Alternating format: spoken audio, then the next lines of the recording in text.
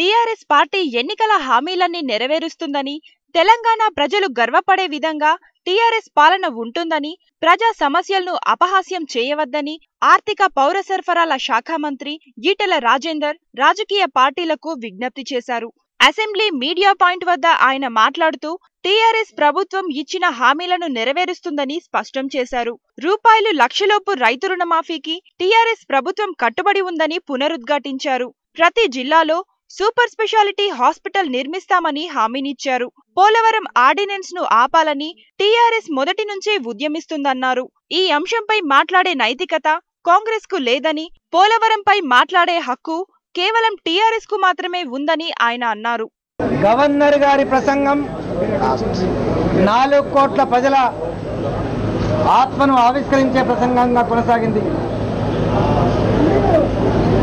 తెలంగాణ రాష్ట్ర సమితి మరీ ముఖ్యంగా కేసీఆర్ గారి నాయకత్వంలో కొనసాగుతున్న ఈ ప్రభుత్వం ఒక కొత్త ఒరవడికి శ్రీకారం చుడుతుంది. ఒక కొత్త పద్ధతిని ఈ రాష్ట్రంలో అవలంబించబోతుందని చెప్పి ఏదైతే చెప్పినామో ఇవాళ అక్షరాల అది ఆచరిస్తామని చెప్పి నిరూపించింది. అంతేకాదు, ఎన్నికల ముందు పార్టీలు రాసుకునేటువంటి మేనిఫెస్టోలు, ప్రజాక్షేత్రంలో ఇచ్చిన హామీలు అవి కాగితాలకు మాత్రమే పరిమితం కావద్దు. ఖచ్చితంగా పార్టీ మేనిఫెస్టో అంటే అది ఒక భగవద్గీత లాంటిది, అది ఒక ఖురాన్ లాంటిది, అది బైబిల్ లాంటిది అనేది చెప్పుకున్నాము.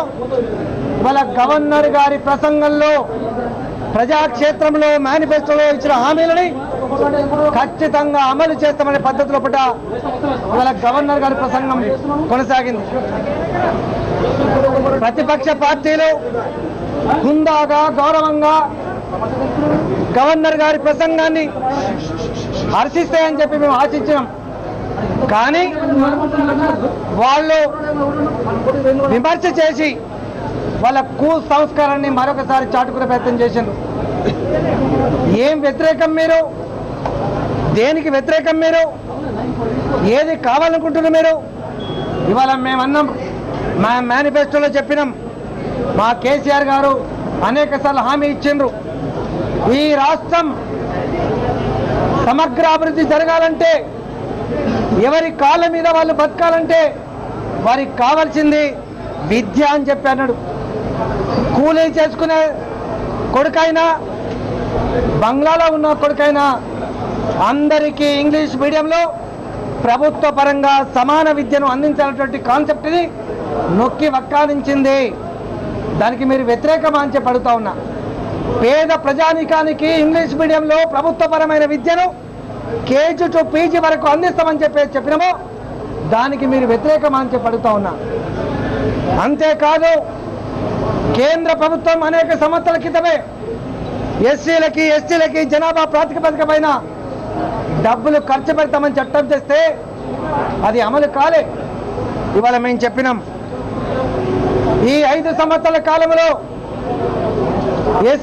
ఎస్సీల కోసం ఇచ్చేటువంటి 50,000 కోట్ల రూపాయల్ని ఒక్క పైసా కూడా డైవర్ట్ చేయకుండా ఖర్చు పెడతామని చెప్పిన ఘనత ఈ ప్రభుత్వాన్ని మాత్రమే. ప్రతి సంవత్సరానికి 10 కోట్లు చొప్పున. అంతేకాదు, ధైర్యంగా చెప్పింది, ఎక్కడ కూడా లంచగొండితనం లేకుండా, ఆశిత పక్షపాతం లేకుండా, రాజకీయ పరమైన కరప్షన్ లేకుండా ఖర్చు పెడతామని చెప్పే ధైర్యం ఈ ప్రభుత్వం చేసింది. మీరు కరప్షన్కి అనుకూలమని చెప్పి అడుగుతా ఉన్నా. అంతేకాదు, సామాన్య ప్రజానికం, గ్రామీణ ప్రాంతాల్లో పిహెచ్సిలు, ప్రభుత్వ దవాఖానాలంతా కూడా నాశనం అయిపోయినాయి. డాక్టర్లు లేరు, మందులు లేవు, బిల్డింగులు లేవు. యాక్సిడెంట్ అయితే, రోగం వస్తే ఆ బిడ్డను బతికించుకోవాలని చెప్పి ఆ తల్లి హైదరాబాద్ వరకు తరలి రావాలి. హైదరాబాద్కి వచ్చేలేపే వందల మంది ప్రాణాలు గాలిలో కలిసిపోతున్నాయని చెప్పి తెలంగాణ రాష్ట్ర సమితి భావించింది. మా ప్రభుత్వం భావించింది కాబట్టి ప్రతి జిల్లాలో కూడా నిమ్స్ ఏ స్థాయిలో అయితే ఉందో అదే స్థాయిలో నిమ్స్ హాస్పిటల్ స్థాయిలో జిల్లాలోనే అలాంటి సూపర్ స్పెషాలిటీ హాస్పిటల్ నిర్మాణం చేయాలి. అక్కడనే వైద్యాన్ని అందించాలి, అందుబాటులో పెట్టాలని చెప్పి ప్రయత్నం చేసినాం. దానికి మీరు వ్యతిరేకమా అని చెప్పి అడుగుతా ఉన్నా. అంతేకాదు పోలవరం విషయంలో మాట్లాడుతున్న వీళ్ళు దయ్యాలు వేదాలు మళ్లించినట్టుగా ఉన్నది. తెలుగుదేశం పార్టీ నాయకులారా, కాంగ్రెస్ పార్టీ నాయకులారా, మీరే కదా మా కళ్ళల్లో మట్టి కొట్టింది. ఆనాటి నుంచి ఈనాటి వరకు పోలవరాన్ని ఆపాలని ఉద్యమాలు చేసింది టీఆర్ఎస్ పార్టీ. మీరు మా ఉద్యమాన్ని పరిచయం పెట్టినాడు, న్యాయ పోరాటం చేసింది టీఆర్ఎస్ పార్టీ. 4 రాష్ట్రాల ముఖ్యమంత్రులని ఐక్యం చేసి దాని మీద కేసేసి ఆపగలిగిన సత్తా తెలంగాణ రాష్ట్ర సమితికి మాత్రమే ఉంది.